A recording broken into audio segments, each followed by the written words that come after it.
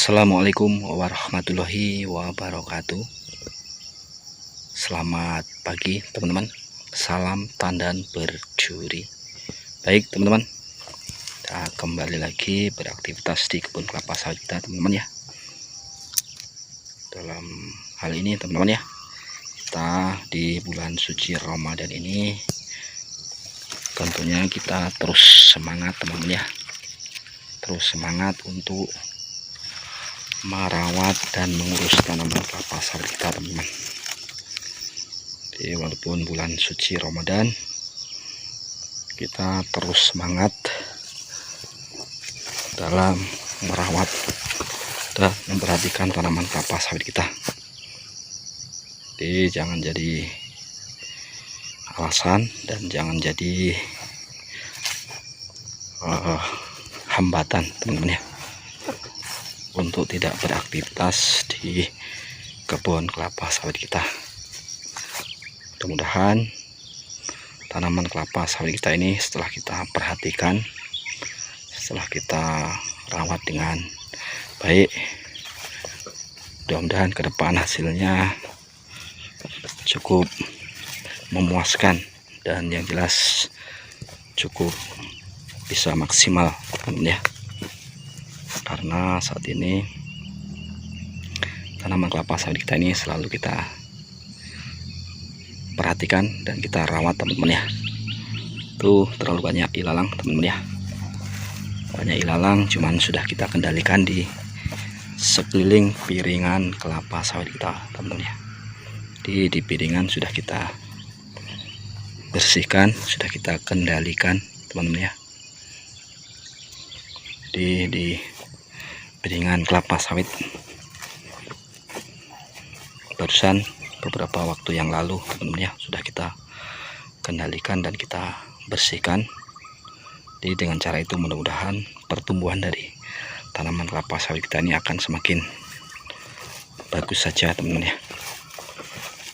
Mudah-mudahan pertumbuhannya lebih maksimal setelah kita lakukan perawatan dan pembersihan di sekeliling tanaman kelapa sawit kita ini, terutama di piringan kelapa sawit kita ini sudah kita kendalikan teman-teman ya. Jadi dengan cara kita lakukan dengan memakai mesin rumput supaya pertumbuhannya lebih bagus lagi tanaman kelapa sawit kita teman-teman ya. Dan tentunya lebih tepat menurut saya teman-teman ya, lebih tepat memakai mesin rumput karena mengingat lahan saya cuma sedikit teman-teman ya. Jadi dengan cara memakai mesin rumput masih tidak kewalahan teman-teman ya, terutama cuman di piringan dari kelapa sawit tersebut kita kendalikan teman-teman ya. Jadi teman-teman, kita lanjut lagi teman-teman ya dalam merawat tanaman kelapa sawit kita ini. Terutama harus kita kendalikan teman-teman ya, kita kendalikan gulma-gulma liar yang berada di sekeliling tanaman kelapa sawit kita. Jadi usahakan teman-teman ya, usahakan gulma-gulma tersebut tidak tumbuh terlalu tinggi teman-teman. Di gulma tersebut usahakan tidak terlalu tinggi tumbuhnya dari tanaman kelapa sawit kita teman-teman. Jadi kalau terlalu tinggi, terlalu rindang gulma-gulma tersebut, dia pasti akan mengganggu dari pertumbuhan dari tanaman kelapa sawit kita teman-teman ya. Cuman sebaliknya gulma-gulma tersebut kalau masih pendek-pendek, rendah-rendah, menurut saya tidak terlalu mengganggu teman-teman ya. Cuman yang jelas tetap kita kendalikan gulma-gulma tersebut supaya tanaman kelapa sawit kita ini tetap tumbuh secara bagus teman-teman ya. Terutama gulma-gulma yang berada di sekeliling tanaman kelapa sawit kita. Jadi gulma di sekeliling tanaman kelapa sawit kita ini kemungkinan akan mengganggu dari sedikit mengganggu dari akar dari tanaman kelapa sawit kita ini dalam mencari nutrisi, mencari makanan teman-teman ya. Jadi sedikit kita kendalikan. Yang jelas di sekeliling piringan tanaman kelapa sawit kita ini.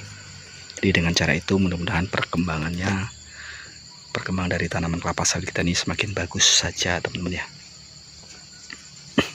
Jadi itu teman-teman ya, kita butuh untuk selalu standby. Yang jelas kita terus merawat dengan baik teman-teman ya tanaman kelapa sawit kita nih.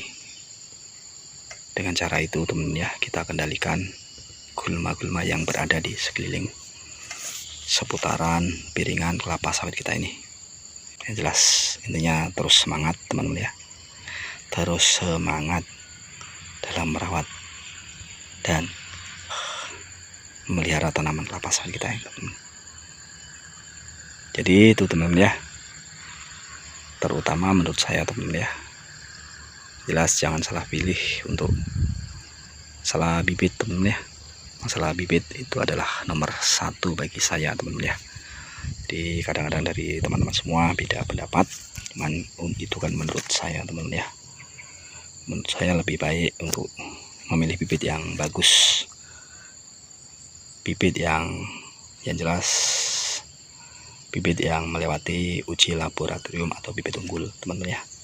Kemungkinan untuk bibit unggul menurut saya akan lebih bagus lagi karena sudah melalui penelitian ya. Kemungkinan persenannya memang kita tidak bisa menjamin 100% akan keberhasilannya teman-teman ya, paling tidak 70-80% teman-teman ya, karena sudah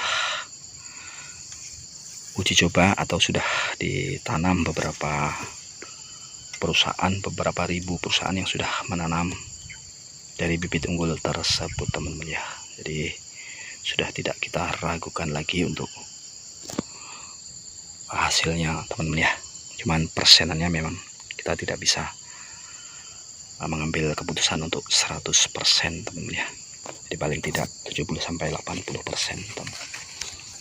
Jadi itu teman-teman ya, anjuran saya untuk bibit adalah dipertimbangkan sekali teman-teman ya.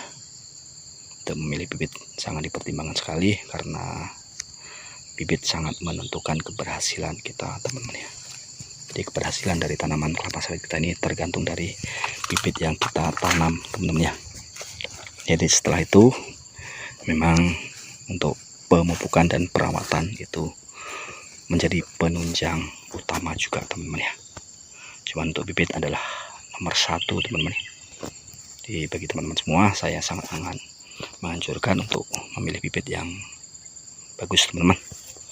Baik teman-teman, untuk liputan kali ini sampai di sini dulu dan saya akhiri. Oh ya teman-teman, jangan lupa untuk tinggalkan jejak di kolom komentar. Kita jalin silaturahmi, kita saling mendukung sama channel kita teman-teman ya. Dengan cara itu mudah-mudahan channel kita bisa sama-sama berkembang. Baik, sampai di sini dulu dan saya akhiri. Assalamualaikum warahmatullahi wabarakatuh. Salam tandan berjuang.